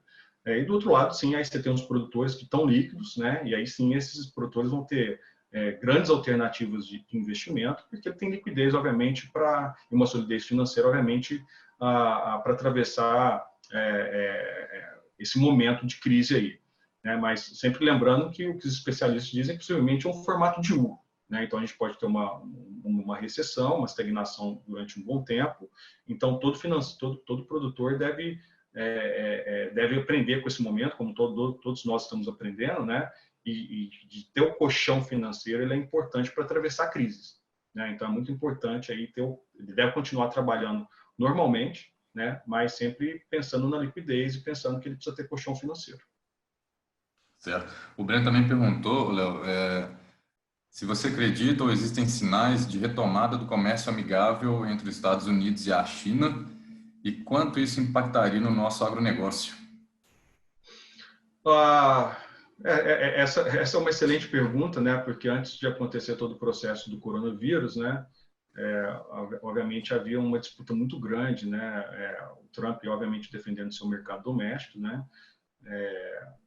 A China, inclusive, uma forma que ela vinha tentando rebater, é por isso que veio toda essa teoria da conspiração, de que ela mesma estava tentando provocar um modelo onde o próprio dólar seria valorizado em relação às outras moedas, né? Eu acho que agora isso traz um novo contexto, né? É muito diferente, né? O primeiro contexto, obviamente, é que a gente está, pelo menos no curto prazo, o mercado menos globalizado, né? Então começa por aí. As economias se fecharam, estão fechadas para dentro de casa, existe isolamento, né? A Organização Mundial do Comércio acredita que nós vamos ter uma queda em torno de 30%, né? No comércio mundial, de um crescimento de 5%, a gente vai ter um crescimento de 3% a 5%, nós vamos ter uma retração de 30%. Então, é um momento que possivelmente os países eles vão até tentar, principalmente talvez por parte da China, se ela começar a sofrer bastante com exportação, tentar, obviamente, discutir as questões diplomáticas em relação a essa relação. É importante lembrar que, na verdade, em momentos de crise como esse, né, onde os Estados Unidos agora começam a sofrer de forma bem gritante, né, com um nível, obviamente, de pedido de auxílio-desemprego bastante elevado, esse trabalho que pode ter 20 milhões de ter uma taxa de desemprego em torno de 20% dos Estados Unidos, contra uma taxa de 6% que é hoje, isso tem um impacto econômico bastante robusto, né? Então, nós temos que entender quais vão ser as políticas adotadas pelos governos, né, principalmente pelos principais países, né, e nós estamos falando de Estados Unidos, nós estamos falando de Alemanha, né, nós estamos falando da União Europeia, na verdade, aí como um todo, o Japão, né, de como que vai ser uma política, obviamente, para se tratar de um momento econômico que ele é penoso para todo mundo e ele é globalmente. Ninguém está saindo imune, né? Que nenhum país, nesse momento, está saindo imune desse processo, né? Então, a China depende, obviamente, dos Estados Unidos em termos de exportação, ela depende da Europa em termos de exportação, e os Estados Unidos, ao mesmo tempo, também, ele também depende, obviamente, que haja circulação de dólar, né? Ele depende, obviamente, que a taxa de câmbio também seja mais favorável para ele, né? E ele também depende da sua retomada de economia. Então, acho que em virtude do problema que nós estamos passando, eu acho que a mensagem fica para todo mundo é que parece que o mundo, pelo menos, vai ser mais solidário, né? Mas eu acho que no primeiro momento vai ter uma retração todo mundo para dentro de casa, mas eu acho que diplomaticamente os países devem sentar e cada um talvez usar a sua ferramenta nesse momento mais forte para a sua retomada de crescimento, né? Então, eu acho que nesse momento o Trump talvez tenha até, vamos dizer, forças, né, para colocar determinadas condições para que a China volte a exportar, até porque a China não tem hoje um grande mercado consumidor, né? Agora, por outro lado, a China tem um volume de títulos de Estados Unidos, tem um volume de recursos internacionais também gigantesco, mas ela precisa com que a economia global pode para que ela também passe a ser sustentável. Então, eu tenho certeza que os dois vão sentar para tentar rediscutir as cláusulas de acordo. Certo. O Leonardo tem mais uma aqui. Leonardo, boa noite, parabéns pela apresentação. Aqui é Raul Burgos, de Buenos Aires, e ele fala o seguinte: embora ninguém conte com informação 100% confiável, provavelmente os estoques chineses estão reduzidos, o Brasil vai exportar tudo quanto for possível e mais um pouco, e os Estados Unidos só vão entrar no mercado no segundo semestre e provavelmente com algumas restrições. Por outra parte, o governo argentino aumentou as retenções da soja até o limite previsto no dispositivo legal, o que levará à redução de áreas marginais e à preferência de outras culturas em função da rentabilidade, além de colocar em segundo plano a questão da inflação e em terceiro plano a questão da dívida e do déficit fiscal, voltando a imprimir moeda. Quanto imagina que esse cenário pode impactar no mercado internacional? O Burgos, primeiro, excelente análise que você fez, né? A Argentina já teve impacto, obviamente, ela já vai estar sendo penalizada em termos de volume de exportação pelo próprio problema climático aí com que a Argentina sofreu, né? E tem as intenções agora que também, obviamente, prejudica todo esse processo. Então, o Brasil, sim, tem vantagens competitivas em termos de exportação, seja em função da desvalorização cambial, seja em função porque a janela de exportação dos Estados Unidos ela tá no segundo semestre, né? É por isso que, voltando até a pergunta anterior, eu acho que esse risco hoje que a China falou que vai importar mais soja dos Estados Unidos do que do Brasil, ela está muito mais por uma questão, vamos dizer, de crítica diplomática, né? Do que, obviamente, por algo que seja concreto, né? Então, o Brasil tem tudo, obviamente, para exportar, né? E um volume bastante forte, tanto é que, na verdade, se a gente olhar, né, foi o que a gente começa, foi um dos primeiros pontos da nossa análise, né? O Brasil já, nesse mesmo período do ano, nós já estamos batendo recorde de exportação, né? Nós já estamos com 13,5% a mais do que em relação ao mesmo período do ano passado.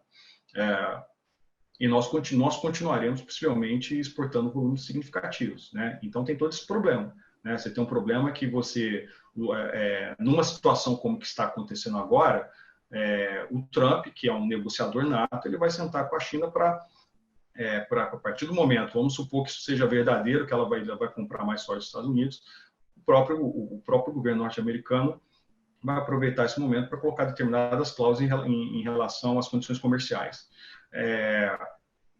E, obviamente, que o Brasil, dentro de um cenário onde você tem uma taxa de câmbio que é desvalorizada e com os problemas na Argentina, o Brasil tem tudo, obviamente, para ganhar nesse cenário e exportar cada vez mais soja para o gigante asiático aí.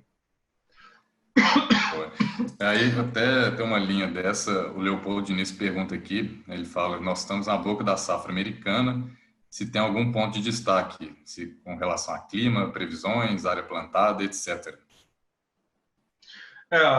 Bem, na verdade agora com toda essa mudança aí, principalmente em relação ao etanol, né, onde você tem fábricas fechadas aí, talvez o produtor norte-americano ele vai rever todo o seu planejamento. A gente tem que lembrar que hoje os Estados Unidos, do ponto de vista de exportação, eles não estão numa condição tão favorável em virtude da sua taxa de câmbio, né? Ou seja, o dólar se valorizou no mundo inteiro.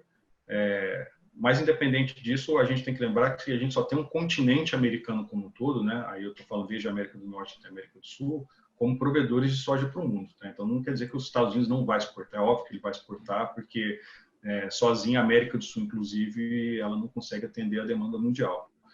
Mas eu acho que em função, principalmente dessa mudança que a gente passa a ter na relação do etanol que vai para milho, né, o produtor vai rever esse planejamento, possivelmente deve correr para a soja em relação ao milho, e essa preocupação que a gente tem do que pode acontecer com os preços do milho na Bolsa de Chicago, já que hoje a gente tem 150 milhões de toneladas aí, de 360 milhões produzidos nos Estados Unidos, e tem como destino, né, a produção do biocombustível. Certo. Léo, a gente falou dos fertilizantes, tem várias pessoas perguntando sobre os defensivos agrícolas e os foliares também, com relação à alta futura de preço, por causa de dólar. Você pode comentar isso também, por favor? Sim, então novamente, assim, os defensivos, né, nós temos moléculas que são importadas, né, inclusive boa parte dessas moléculas vem o princípio ativo vem da própria China. Então, o próprio problema da desvalorização da taxa de câmbio, ela traz, obviamente, um aumento do preço. Só que a gente também tem que lembrar, primeiro, que você não tem um hedge perfeito, né? Não é que você consegue repassar toda essa taxa de câmbio para o produto defensivo. E, ao mesmo tempo, você também tem uma parte de estoques que já estão internos, né? Eles já estão internalizados aqui no Brasil, né? E aí você simplesmente faz uma recomposição que ela não é 100% da taxa de câmbio. Mas algum repasse, obviamente, você tem, mas ele não seria integral, né? No fertilizante foliar, obviamente, você tem um custo, obviamente, de produção menor, né? Você pode usar alguns produtos que sejam que você tem uma dependência externa, mas o custo de produção dele ele é bem mais baixo que, obviamente, quando você compara com defensivo, né? Até que a margem de foliares ela é bastante alta em termos de produção. Mas correção de preço eu acho que vai ser inevitável de ter em função da desvalorização cambial, né? Isso é fato, né? Então, o que a gente precisa ver agora é para que caminho vai o dólar, né? Esse talvez seja a nossa maior incógnita, né? Então, enquanto o mercado continuar, obviamente, com restrições comerciais globais, os países isolados, enquanto não passar essa pandemia, né? Sem dúvida esse colapso vai aumentando, né? Você tem, obviamente, os investidores cada vez mais ansiosos, e aí você tem saídas, fugas de capitais, né? Principalmente de economias que têm maior risco, né? Principalmente de países emergentes. Então, você busca o ouro como reserva de valor, né? Você busca títulos norte-americanos, porque ainda é a economia mais forte do mundo. Então, tudo isso vai causando, obviamente, um estresse do ponto de vista de moeda, né? Então, aí por isso que a gente tem que entender até que ponto que o próprio mercado norte-americano, o próprio Fed ele já sinalizou que poderia, por exemplo, emprestar dólar para o Brasil para tentar reter um pouco, aumentar essa liquidez, tentar reter um pouco a desvalorização que o Brasil está tendo, né? Então, por isso que é muito difícil a gente analisar esses movimentos, porque até para os líderes globais, ninguém nunca enfrentou nada parecido. Esse é um fator inédito para a gente, que não está aprendendo como é que vai resolver esse problema. Mas, dado o comportamento das moedas e o comportamento da forma com que o vírus ainda está em progressão, isso é importante a gente deixar em mente, ele ainda está em progressão, né? Já são mais de 1.200.000 casos, o repasse, obviamente, do dólar para os insumos agrícolas, de forma geral, ele vai ser inevitável. Não 100%, mas uma parte em fertilizantes maior e em defensivos menor. Certo. Léo, você acha que com essa quarentena na China, já que ela fornece várias moléculas, né, vários fertilizantes, você acha que pode ter alguma preocupação para a gente com a oferta dos insumos para a próxima safra? Então, PH, eu acho que diferentemente o que acontece é que, felizmente, talvez para a gente, né, apesar de lá ter sido o foco inicial, a China é o país que é o primeiro país que está, ela, junto ali com a Coreia do Sul, né, eles já estão conseguindo controlar o vírus, né? Então, se a gente não tiver uma segunda onda, né, como sinalizou já essa semana a China, mas eu acho que a China ela está muito bem preparada. Ontem eu fiquei bastante impressionado, estava vendo uma reportagem como é que eles estão lidando com a população nesse sentido, né?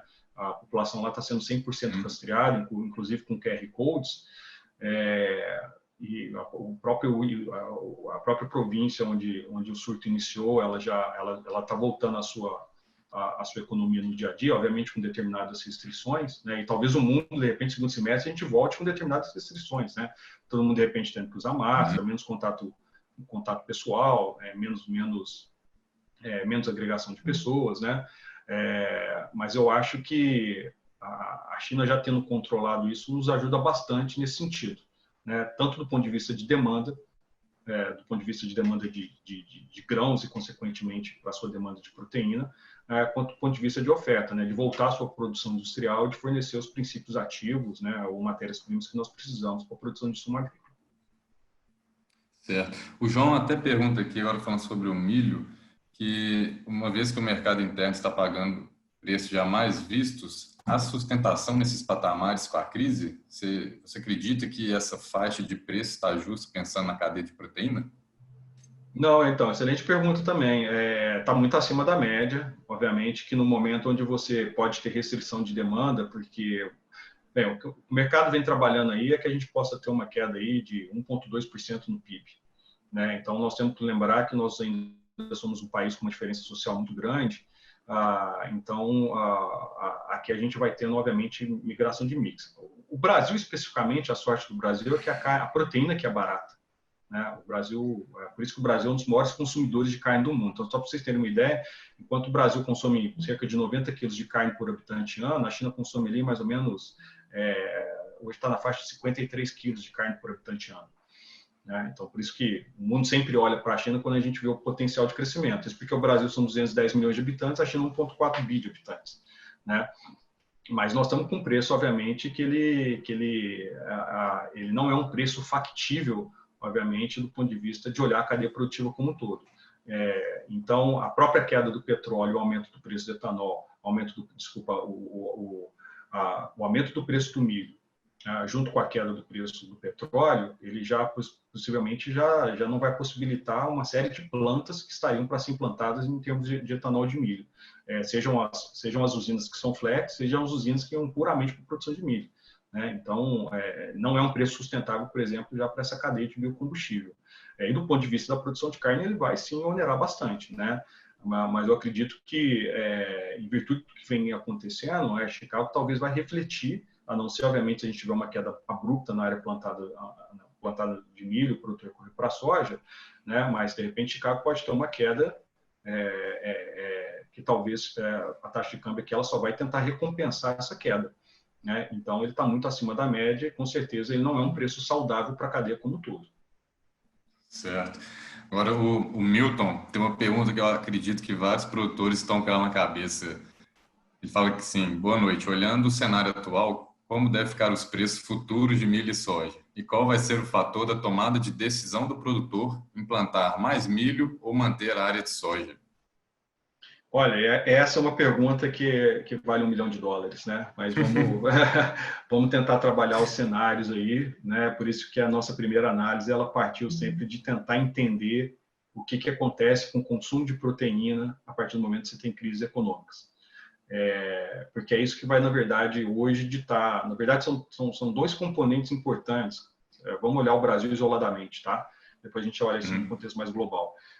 O que vai afetar o preço para a gente aqui hoje está principalmente em termos de taxa de câmbio e, obviamente, em termos de demanda, né? Então, a demanda, obviamente, vai refletir direto em Chicago. Então, se a gente olhar o nosso paralelo econômico que a gente fez, nos limitando aos elementos que nós colocamos para aquela hipótese científica, né, de que da década de 60 até a última crise que nós vivemos, nós não tivemos grandes quedas no consumo de proteína. Se esse comportamento ele se repetir, obviamente a gente, enfim, nós vamos continuar com os preços sustentáveis, né? Pensando principalmente do ponto de vista de demanda. Vamos dizer, Chicago permanece na casa dos seus $8,50, né? Algo assim, talvez desse gênero. O que é difícil a gente tentar entender hoje, por isso que eu digo que não tem paralelo, é porque nós nunca vimos um colapso simultâneo, né? Todas as crises que nós analisamos, voltando lá, crise do petróleo, a crise na América Latina, crises asiáticas, por aí vai, elas não pegaram todos os países e nem de forma simultânea, né? Então, a hora que você olha o teu composto agregado, ou seja, o volume global de carne, você pode ter tido problemas em determinados locais de demanda, mas outros foram compensados, né? Então, a própria crise do subprime, enquanto, por exemplo, os Estados Unidos sofreu, inclusive, o consumo de carne de frango, né, a China compensou. A China compensou isso daí e, obviamente, isso favoreceu os países que são exportadores. Mas nesse cenário tão gritante, onde o Goldman Sachs projeta que o PIB na China pode cair 9% no primeiro trimestre, nós não conseguimos olhar qual é o impacto disso, né, de forma concreta, né?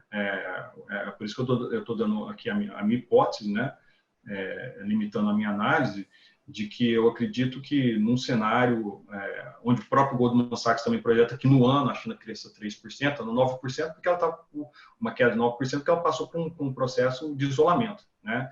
E o mundo como um todo, e obviamente as exportações da China caíram de forma gritante. Então, o mundo voltando a se recuperar e a China crescendo 3%, eu acredito que essa demanda ela permaneça, né? Só que nós temos que olhar também o efeito sobre Chicago. Então, o que pode acontecer? O governo norte-americano também, assim como ele fez no New Deal, lá no crash de 29, ele fez uma forte injeção, né, do ponto de vista de injetar dinheiro no setor agrícola, né? Então, crescendo soja lá, por exemplo, a gente poderia, obviamente, ter uma queda no preço de Chicago. Aí a gente teria que ver qual que é o suporte do governo norte-americano se esse preço vem para baixo dos $8. O quanto que o governo, por exemplo, injetaria algum estímulo, né? Até porque a economia norte-americana também estaria fragilizada. Então, a gente tem que lembrar que esse subsídio pode distorcer os preços. Então, lá na frente, a gente pode ter um cenário onde você tem um aumento de produção, né, que ele está mantendo os produtores norte-americanos, mas que obviamente está afetando um cenário de oferta, né? Você teria mais oferta do que no mercado regulado. Isso afetaria obviamente o preço de soja aqui no Brasil, né? E outro fator é o que vai acontecer de novo com a taxa de câmbio, né? Eu acho que quanto mais a economia global ficar enquanto o problema do vírus não passar, a tendência natural é de valorização da taxa de câmbio. E aí, eu como produtor, né, eu obviamente tomaria a decisão de, à medida que que essa taxa de câmbio fosse se descolando, né, enquanto a gente não tem uma decisão mais concreta da safra norte-americana, eu já partiria para travamento de preço, né, porque enquanto isso é muito difícil ver no cenário de como vai se comportar a demanda no segundo semestre e como vai se comportar a taxa de câmbio, hoje é muito imprevisível e seria de uma irresponsabilidade enorme a gente falar como é que vai se comportar os preços, né? Então, eu te diria assim, o cenário mais responsável agora, primeiro é ter liquidez, tá? Porque a gente também não sabe como vai ser o mercado de empréstimo, né? Porque os fundings podem estar restritos, ou seja, esse é um mercado que vai sofrer, um mercado de empréstimo, aumentou o risco para todo mundo. Então, por mais que o governo fale que se ele for liberar, ele vai liberar dinheiro do tesouro, mas o mercado privado ele pode se restringir às suas análises de crédito. Então, o produtor tem que passar a ter liquidez. Então, você esperar também por muito tempo, você ficar com um grão parado e sem uma liquidez no bolso, pode comprometer, obviamente, o planejamento de plantio e até condições comerciais. Então, partiria primeiro desse pressuposto. O do segundo é a própria mudança, né, no preço dos combustíveis, né? Está tendo uma briga também entre a Arábia Saudita e Rússia. A Arábia Saudita não quer reduzir a sua produção de petróleo, porque ela quer ganhar mercado em relação à Rússia, né? Então, se isso não acontecer, o preço do petróleo vai continuar baixo e nós vamos ter problema na produção na rentabilidade da produção de etanol a partir do milho, então isso pode afetar, obviamente, também o preço do milho de Chicago, então isso prejudicaria o preço. Então, como nós estamos vivendo um momento, gente, muito acima do preço na média, que é o preço da soja, o preço do milho, o preço do feijão, são momentos de aproveitar isso e gerar liquidez, né? Porque o momento de incerteza na frente ainda não tem nenhum economista ainda que consiga ver em que momento esse vírus acaba e o tamanho, ninguém sabe, ninguém literalmente sabe o tamanho desse colapso global. Certo. O Léo, tem várias perguntas aqui sobre o milho, já foi falado, né, algumas vezes, mas tem pessoas também perguntando, além do milho safrinha, sobre trigo, algodão e feijão, sobre comportamento de preços. O que você pode comentar sobre isso com relação ao momento? Então, o algodão, obviamente, ele sofre mais do que os outros, primeiro porque ele não é um bem de consumo primário, né? Assim, tudo bem, o vestuário está entre as nossas necessidades básicas, né? Mas o setor de vestuário já teve uma queda abrupta, né? Se você até olhar ações que representam esse setor, as quedas foram super expressivas. O próprio setor industrial de manufatura já retratou que as quedas foram muito fortes aí nos últimos 30 dias. E, ao mesmo tempo, você tem a competição com produto sintético, né? Que ele vem com base do petróleo. Então, o algodão ele tende a sofrer, obviamente, nesse cenário de forma maior. O feijão é um mercado totalmente voltado para o mercado doméstico, né? Então, hoje nós estamos com um preço muito acima da média, mas partindo do pressuposto que a gente... vai depender muito de quão oportunista o brasileiro vai ser também ou não, né? Porque, num primeiro cenário, a gente tem, obviamente, uma queda de renda, né? E, obviamente, o que as pessoas vão tentar se garantir é uma cesta básica. E aí tem que ver também de que forma que o governo está dando lá o Corona Voucher, né, para as pessoas, para o mercado informal, pelo menos, garantir essa cesta.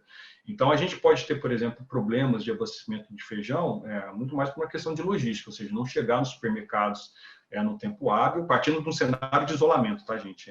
Eu acho que a gente vai ter uma mudança, talvez, aí nos próximos dias, até porque, até antes de começar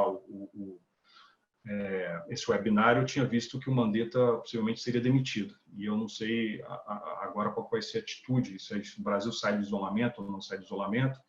Então, aí também são dois cenários complexos. Então, se a gente sai do isolamento e o mercado volta, a gente tem que ver como é que essa doença vai se proliferar e quais vão ser os impactos, principalmente do ponto de vista do sistema de saúde, né? Se o sistema de saúde entrar num colapso rápido, né, isso obviamente isso tem efeitos diretos em outros setores. Obviamente a população fica preocupada com isso. A gente pode voltar para um cenário que a gente ou vai buscar isolamento vertical ou vai buscar algum outro tipo de cenário, e tem que ver como é que o mercado também vai enxergar o Brasil, pressupondo impactos econômicos mais no futuro e não tanto no curto prazo. Então, assim, aí dentro desse cenário, obviamente, entre aspas, a economia tenta, num curto prazo, ela tende a voltar num ritmo, mas ainda lembrando que a gente ainda vai ter impactos econômicos. Se a gente continua isolado, né, nós temos que lembrar que a renda da população vai cair, mas os produtos de consumo básico eles tendem a permanecer. Então, aí vai depender muito da produção, das próprias produções, né? Da própria produção do feijão, principalmente no feijão aí que vem um feijão irrigado, né? Mas, dado o preço, de novo, do feijão agora, que também está muito acima da média, né? Eu acredito basicamente que se a gente aumentar em termos de oferta, em função até do próprio preço, que eu já vejo muitos produtores já fazendo a conta do plantio de feijão, seria uma tendência, obviamente, de queda de preço, né? Do ponto de vista do trigo, né? O trigo a gente tem que lembrar que ele é um produto importado, né? Então a gente tem um preço baseado na paridade de importação. A gente importa muita coisa ali da Argentina, né? Alguma coisa dos Estados Unidos. E, obviamente, o preço do trigo ele seria obviamente, afetado pela paridade. Só que a gente também pode se dispor de determinadas ferramentas do governo, aí tem que ver o quanto o Tesouro ele também vai colocar ferramentas, inclusive, que possibilita com que o consumidor seja subsidiado na compra do trigo, né? E esse é um mercado que tem sofrido bastante, né? A gente está cada vez com uma área menor. E mesmo quando a gente tem cenários interessantes internacionais, a gente tem visto que nem sempre o trigo tem conseguido se absorver desse processo, principalmente porque você acaba tendo intervenção governamental, né? Não acho que nesse caso ali seria muito mais fácil sem intervenção governamental o preço do trigo ele ser para quem está produzindo trigo ele seria beneficiado pelo processo da desvalorização da taxa de câmbio. Mas, possivelmente, em função do cenário que nós estamos atravessando agora, pode ser um mercado que seja subsidiado pelo governo, em função, principalmente, do alto nível de desemprego que o Brasil deve ter nesse cenário atual. Muito bom, ótimo. Léo, agora nós vamos partir aqui para a reta final. Acho que tem uma pergunta do Eduardo que é muito boa. Ele pergunta o seguinte: o que você espera do próximo Plano Safra? O governo conseguirá manter a política de juros baixos e a disponibilidade de recursos para o agro?